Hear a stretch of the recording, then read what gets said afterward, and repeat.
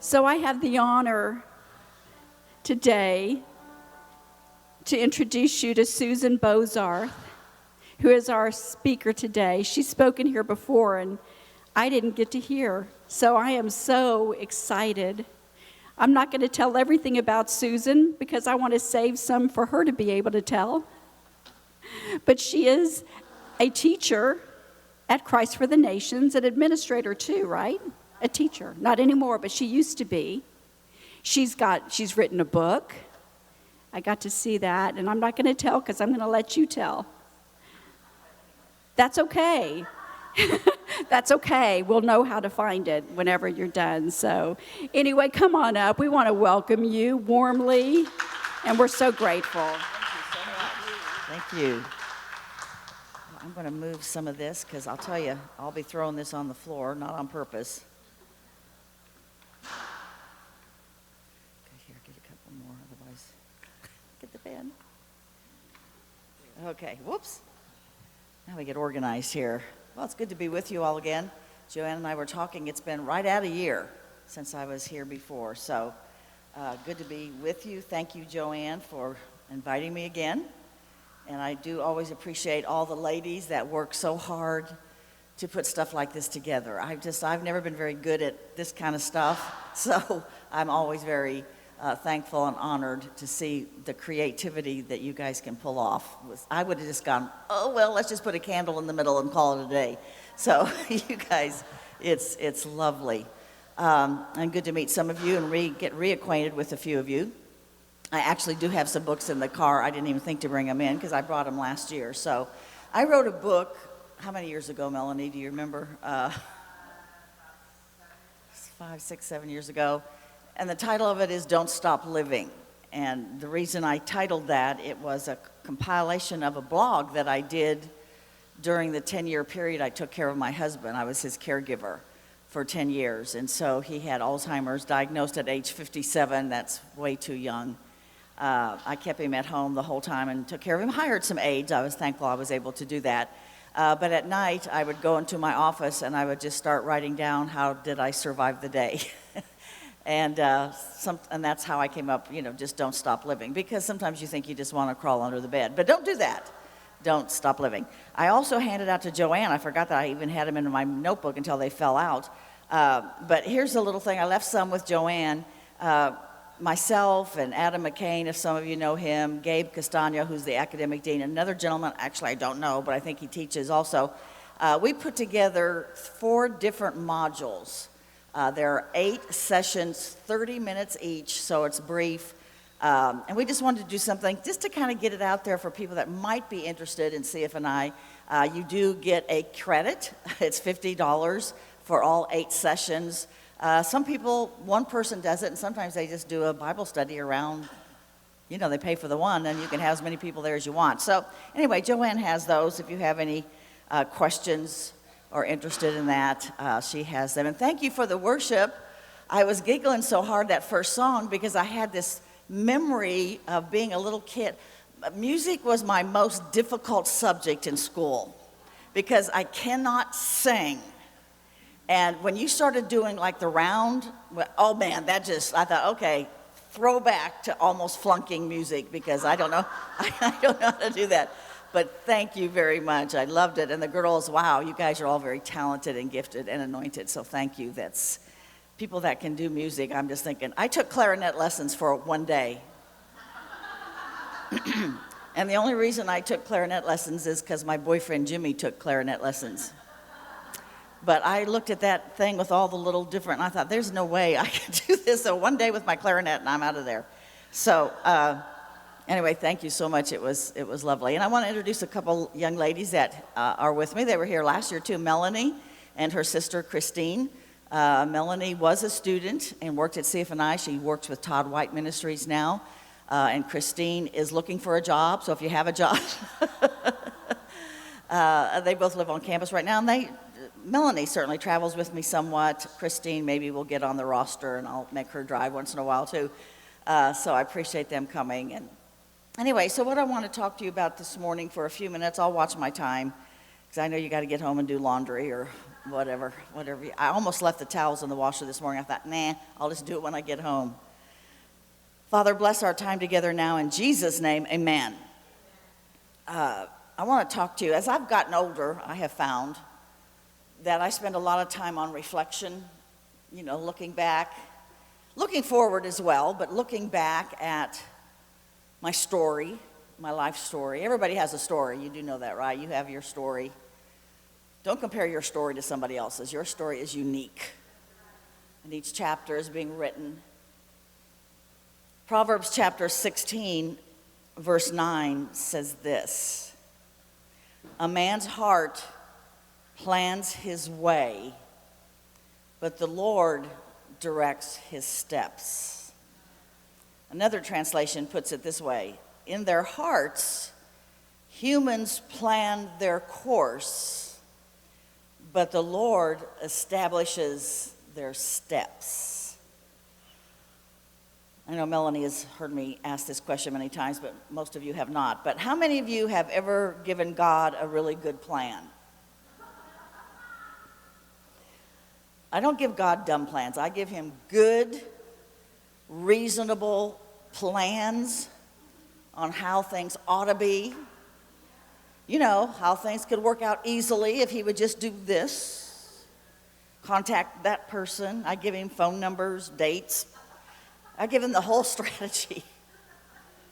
But his word says, that I just read, our heart may plan the way, but it is God that directs or establishes our steps. By the way, aren't you glad he didn't take you up on some of those plans?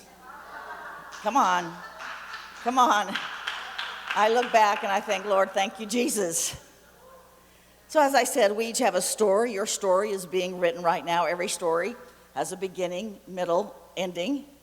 You and I can make decisions every day about our story, whether we're going to be a passive player in our story, or are we going to be the hero or heroine, as it may be, of our own story. All of our beginnings have already been determined. We can't go back and change that. How many have ever tried to go back and, you back it up, try to change some things? Mom had 6 kids. I am the only one that she took to a hospital in Devil's Lake, North Dakota, to be born. I can't change that beginning, that I was born in Devil's Lake, North Dakota. My husband used to love to give that part of my testimony. I can't change. I don't know, he thought that was funny. I can't change. We were in North Dakota one time doing a family reunion, and he grabbed my uncle and drove over to the hospital so he could see where I was born. So I teased him. I said, would you do light candles or something in front of that hospital? But I can't change. Nobody can change our beginning. We have had our beginning. Most of us are in the middle of our life. We're not quite. I did tell somebody the other day I'm kind of rounding third base. But anyway, I'm not totally at the end yet. I'm not headed, but I am rounding third base. So our beginning's been determined. The chapters of our life are being written every day, right now, and they're being recorded. But the end is yet to be determined. C.S. Lewis said, you can't go back and change the beginning, but you can start where you are and change the ending. I think too many people get stuck in the regrets of the past, the regrets of perhaps your beginning or my beginning, but we can't do anything about that. But start where you are now. No matter what your age, start where you are now and determine how your story is going to end. Ecclesiastes chapter 7, verse 8 says this: finishing is better than starting. Just think about that. Finishing is better than starting. I start a diet every Monday morning. Every Monday. I can do it. Finishing. Anybody can start. Come on, anybody can start this race.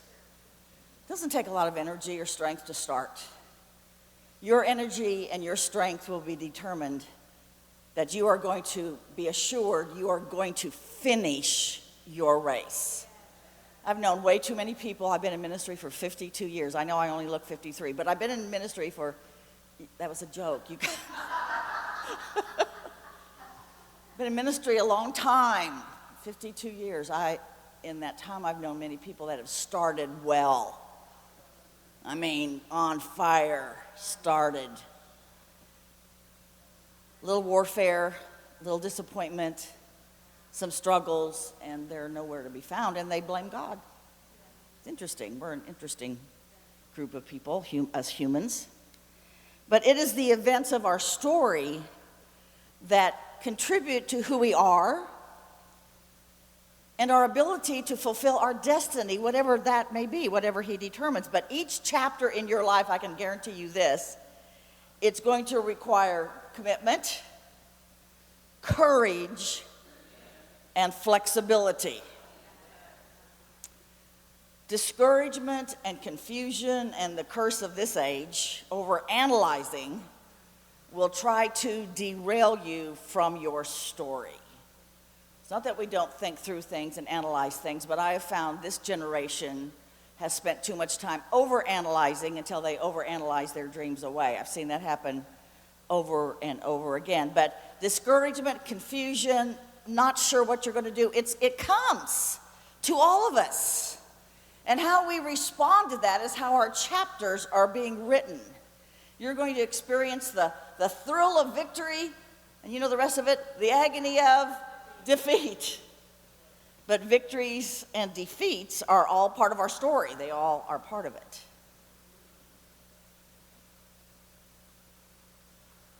You're going to have to fight for your story.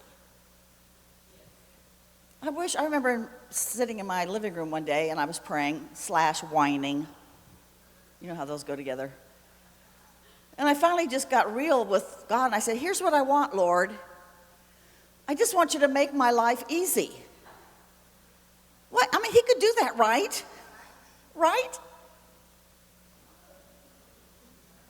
It's what we do with the experiences of our life that will determine our storyline. Again, you're going to have to fight for your story. Nothing of faith is ever easy. There are no guarantees, of course, how a person's story will develop, but I can pretty much assure you, some of you have already found this out, some of you have not yet, but that the future you think you see now is probably not going to be how your story is going to be written. Be prepared for surprise chapters. Again, decisions, our responses determine our storyline. We want once upon a time and they lived happily ever after. Quit watching Hallmark movies. They're a lie from the pit of, well, no, they're not from hell, but they're lies. You recognize that opening and closing statement is from fairy tales. Once upon a time and they lived happily ever after. We can learn some things from other people's stories. I love hearing people's testimonies in their stories. You learn so much from one another. Or at the very least, it can give us a desire to maybe move a direction when we hear somebody's story. You maybe haven't heard this name, but I'm going to give it to you this morning. There was a young man named Wilberforce. Great men like Abraham Lincoln spoke of him reverently as the great pioneer and father of the abolitionist movement, not here in Great Britain, started before here. He was born in 1759 to a very prosperous family from Great Britain, and at age 24, he was elected to Parliament. Through a series of events and a very dramatic conversion to Christ that impacted him personally and politically, by the way, he set out to abolish the horrific exploit of the slave trade that was taking place in his nation. He had had enough. Portions of his story are depicted in the movie Amazing Grace. I highly recommend that. To change a cultural norm with the acceptance of slave trade in that day was a hard task with many, many difficulties. Not only did he endure opposition from people, but he also had a constant life-threatening illness. But at age 48, the abolition of slave trade became a reality. Now, why am I telling you his story? Well, one young man, who gave his talents, his youth, his time and energies to one purpose, God's purpose, was able to do so much. I know there's a mixture of ages in here this morning, but he was credited with saying about himself and his friends, he said this: "We are too young to realize that certain things are impossible, so we will do them anyway." Listen, that's why God uses young people, just so you know. Listen, when Randy and I started in ministry, I look back and I think, were we stupid? I mean, kind of, but we didn't know it was impossible, and so we did it anyway. And so you can't let your overanalyzing determine just because something is hard does not mean it's not God. If it's hard, it probably is God. And that's why God always uses young people to initially spur on a revival or a revolution or whatever the case may be. Encourage your young people to jump out there on the edge. Encourage them to do that. We need that. We're too young to realize that certain things are impossible, so we do it anyway. Don't try to live the story of Wilberforce, of course. Find what God has for you. How your own story is to develop. But a portion of your story, however, must include this question that you ask yourself: am I using what God has given me for his purposes? Am I using what God has given me for his purposes? Don't waste. Have you ever wanted somebody else's gift? No, nobody. Okay, just me. The piano and singing, I always want. Sometimes we compare ourselves and we spend too much time wasting time wanting somebody else's gift and calling, but yours is unique. And your responsibility is not to fulfill my gifting, and mine's not to fulfill yours. It's for you to do what God's called you to do. And it's probably going to be difficult.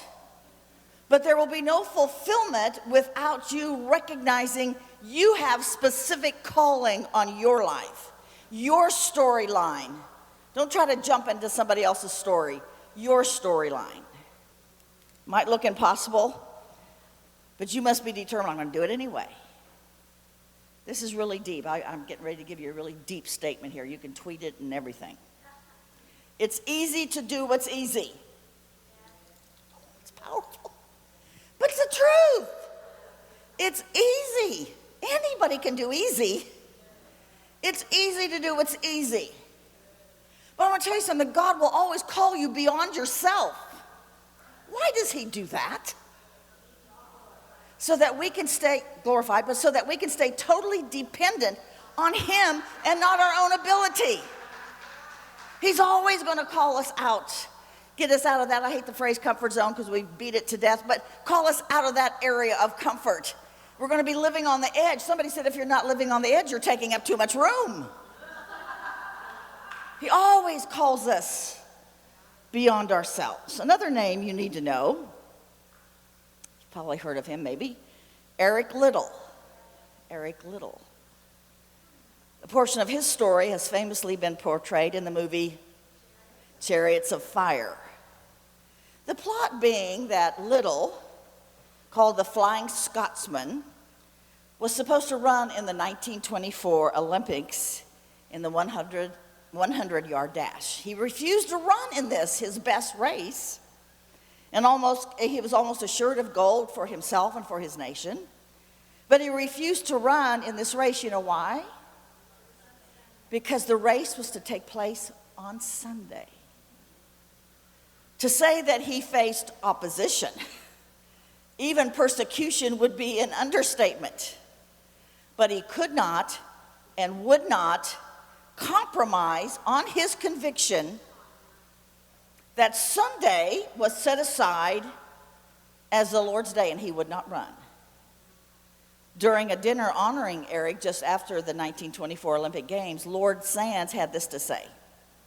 He put his whole career as a runner in the balance and deemed it as small as dust compared to remaining true to his principles. Now stick with me. Doesn't matter whether you agree or disagree. with Little's decision. I mean, when I first saw the movie, and I'm sitting there thinking, really? You could have just run for a minute? Gold, come on. I was struggling a little bit with that when I first watched it many years ago. I think it came out in the early 70s. So it doesn't matter whether you and I agree with his decision. That is not the point. The point is this: your story and my story must include some non-negotiable foundational principles if we are going to maintain our relationship with the Lord. Those things that we do not compromise. Because it is these non-negotiable principles that help us maneuver through the minefields of life, because there's minefields out there. Well, not literally, but there are minefields everywhere. When you and I begin to walk our walk, the biggest voice that comes at us all the time is compromise.